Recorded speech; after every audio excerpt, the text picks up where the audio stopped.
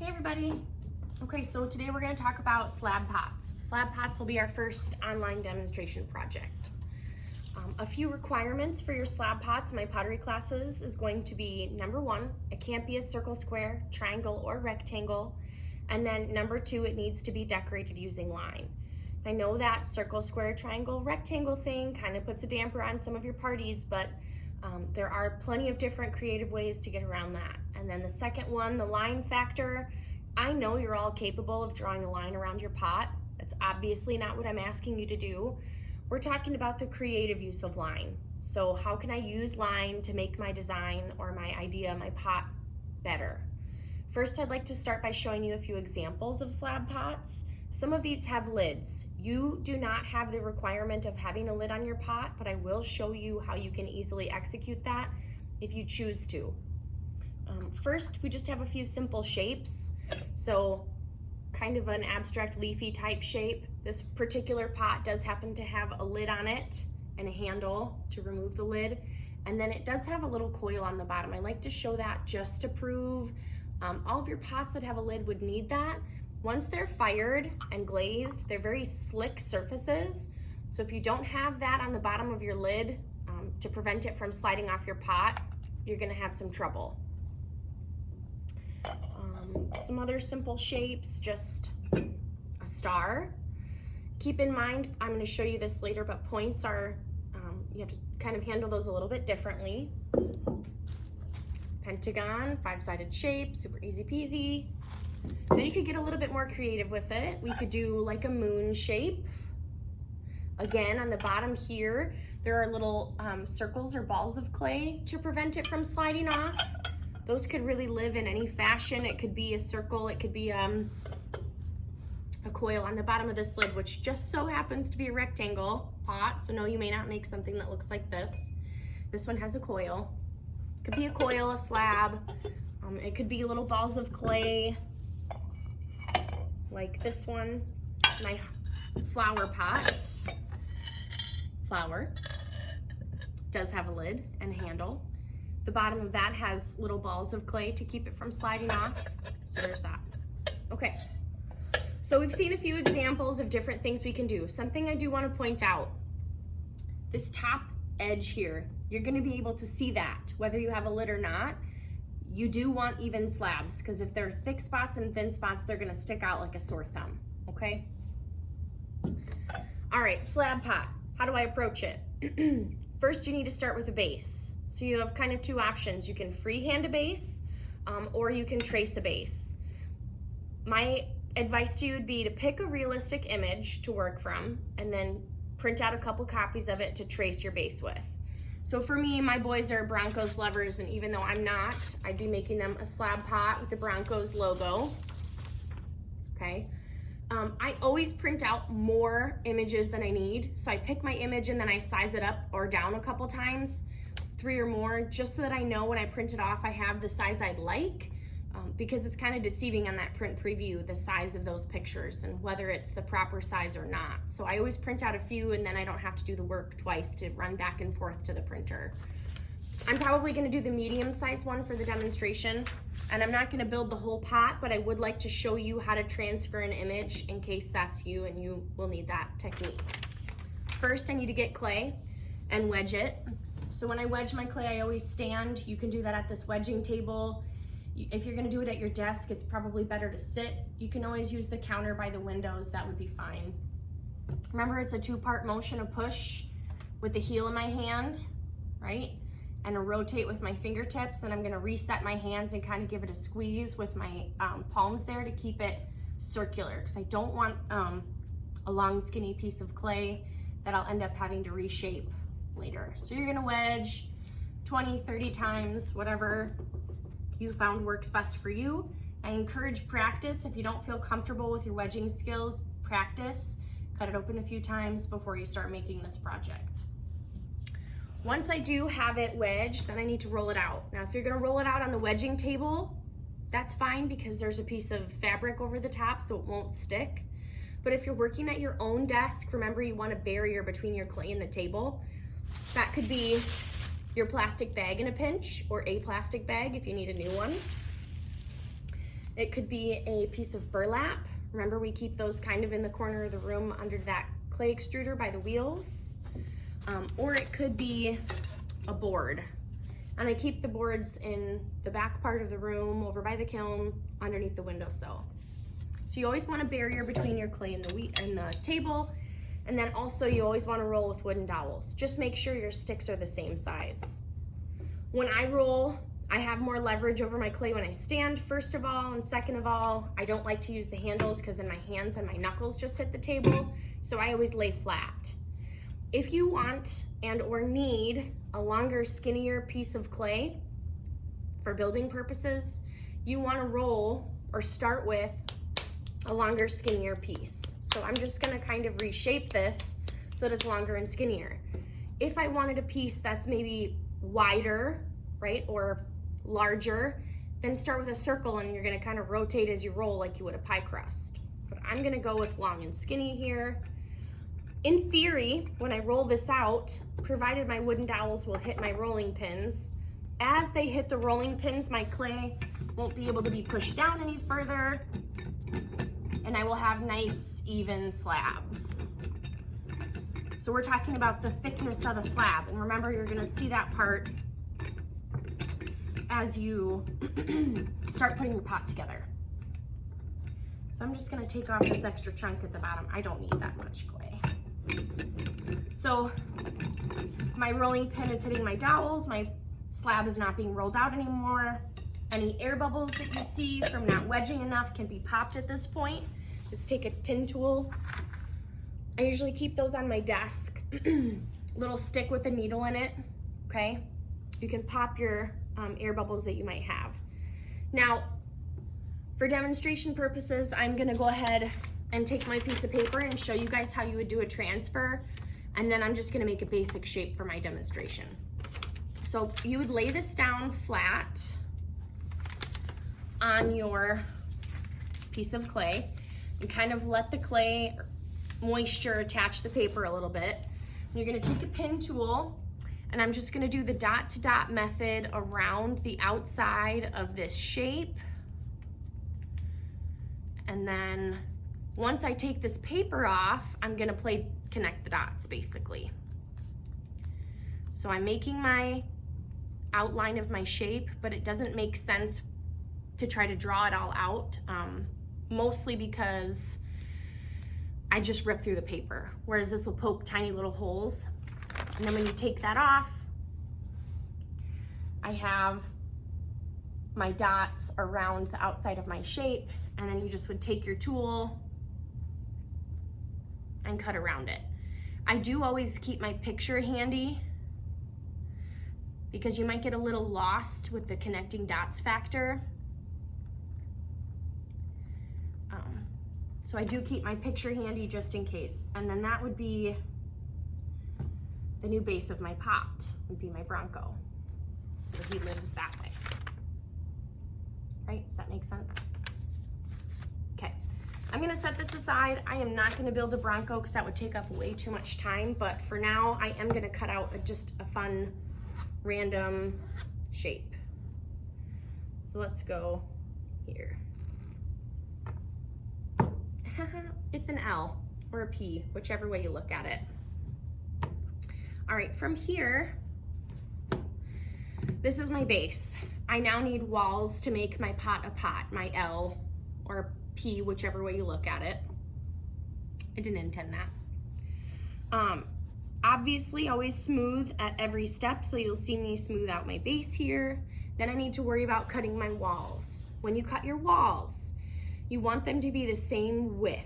So measuring is pertinent, AKA grab a ruler and use it to make sure all your walls are the same width. And they're probably gonna be different lengths because I'm gonna need one shorter wall for this side and one longer wall for this side over here, right? See the difference? But I do want them to be the same height, so they need to be the same width as they're rolled. I'm just gonna eyeball it, but I have let this piece of clay sit here for a while, so it's leather hard. You'll notice it's pretty stiff. I can bend it a little bit, but it's not as flexible as like this is, right? I can move and mold this without anything happening to it. This sucker here's had a little air time. So I'm gonna work with my flatter rolled out pieces of clay that I already have, and I'm just gonna cut my walls. Again, you're gonna use a ruler and make sure that they're all the same width. So I have a wall here. This is my height. I would copy that over and over again so that I have enough to make each wall. You can also, once you get one cut with a ruler, you can kind of trace it, make your life easier. So I now have 2 pieces that are the same width. Could do that again and have 3 pieces. I think the ruler is definitely the best method because it will keep you on a straight line instead of kind of curved, which mine ended up being a little curved, but that's okay. So I have my walls here now, my walls and my base, okay? You have 2 options to build with. I can build on top of my base, or I can build next to my base. Either option is totally valid. You just need to be mindful of a few things. My personal preference is always gonna be to build on top of. You have more surface contact, and then you're not so worried about losing your base as your clay dries. Remember, your clay kind of dries in 2 different, well, it dries hopefully at the same pace, but 2 different pieces of clay, a base and a wall. You need to make sure that those stay the same moisture point. The easiest way to do that is to connect the wall on top of. If you do choose to connect underneath, or next to rather, you just need to be mindful when you flip it over to smooth at the bottom where that crack is as well, okay? For me, I'm gonna build on top of, so I've got my wall cut. The next thing I need to do to attach those 2 pieces permanently will be to slip and score. Slip, usually kept on the wedging table. Score with any tool in at least 2 directions. Remember, deep enough and only where you're gonna connect them so you don't have so much cleanup later. So I've scored both parts. Put some slip in between. Slip only needs to really go on 1 piece. If you don't want to use your finger, you can always use a tool. And then I connect my 2 pieces together. Okay. Remember that the slip does need some time to dry in order to be a solid connection, so it might be a little weak. Kind of find something else to work on in the meantime before that. Give it a few minutes before you start putting on your next wall. I'm gonna just keep moving forward though. Something I like to show you guys, in this crack here, first of all, I need to clean it up a little bit, make it neater. But second of all, that's always gonna be a weak point where 2 pieces of clay are connected. There's something that you can do to help you with that connection, and that would be to take a small coil. So I'm just gonna roll out a nice skinny piece of clay here. And then I'm gonna put it in that crack. It's probably thicker than it needs to be, but so that you guys can see what I'm doing.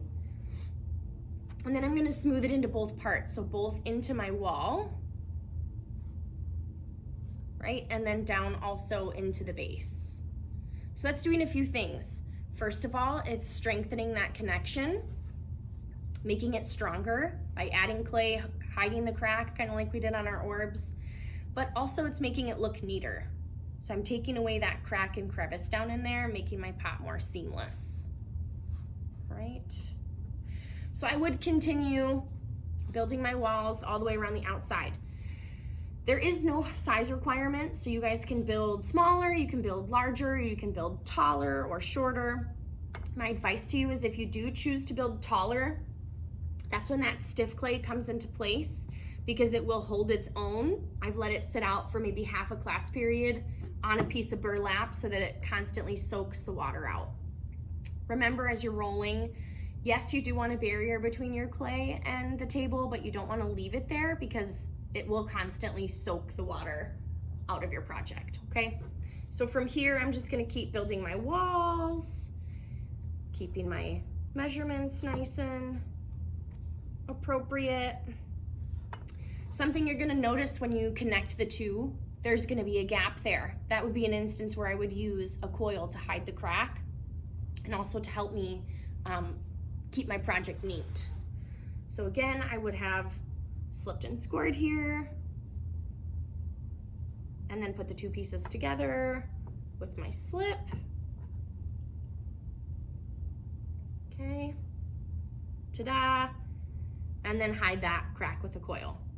Hopefully we are all on the same page as how to start building a slab pot. A few other things I want to talk to you about If you do choose to do a lid, the easiest way to do that is to make a watermark. So I'm gonna take, once I have my pot completely built, which we're gonna pretend I do, you're gonna take a little bit of water on your finger and just get the top of your project wet. And then you can lay a piece of paper over the top and just run your finger along that edge. And then I have a nice watermark of this shape and exact size I would need for my pot to be a lid so that it fits perfect. Your lid's probably only gonna fit one way. Now, once I have that line, I'm gonna cut it out, but something to think of, I would need to flip it upside down for it to fit perfectly on my project, because I've taken, right, an imprint of it. If I just cut that out, it's gonna be upside down, so you gotta flip it over so that it fits nice. If you do have a pot or a lid that fits only one way, you kind of want to make a mark on it to mark that. For example, this pot here, if I turn the lid, it doesn't fit on every petal the same. So I would maybe make a mark on the edge of the lid here and on the bottom of the pot, a line that connects the two so you always know which way those need to go on. If you are going to make a lid, you do need to be mindful that if it's a big project, you probably want a handle to pull that lid off of. If it's something that's a little on the smaller side, like for example, this light bulb here, that's easy to just lift off with my hands. You don't necessarily need to have a handle for that, okay? Again, make sure that you put something on the bottom of your lid so that it doesn't slide off once they're fired. Okay, so quick recap. We're making slab pots, so they have to be built out of slab. They cannot be a circle, square, triangle, or rectangle. You have to pick some other shape. A really easy way to do that is to pick something, a literal image. Remember, if you are printing those out, print a couple copies of different sizes so you don't have to run back and forth to the printer once you make your size choice. They need to be decorated using line, which if you're picking a literal image, that would be really easy. So for me, on this particular project of my Bronco, I would build my pot up from here, and then I would probably choose to make a lid for this project and do all my line work just on my lid rather than on the pot itself. That would be a lot easier of an approach to take to have that line used creatively. If I was gonna do something like this, I might pick a theme, my L or my P rather, whichever. I might pick a design to put on the outside or pick a poem or a word, something to write. Remember, line is pretty much everywhere. Line is in texture, line is in words, numbers, line is in shapes, line's in pretty much everything. So just pick something creative to decorate with, okay? Remember to hide the cracks with a coil in the corners to help strengthen and neaten. Remember that you do need to address those outside connections as well. So I probably put some soft clay there and here. And then if you're having trouble getting those super neat, excuse me for 1 second to grab a rib.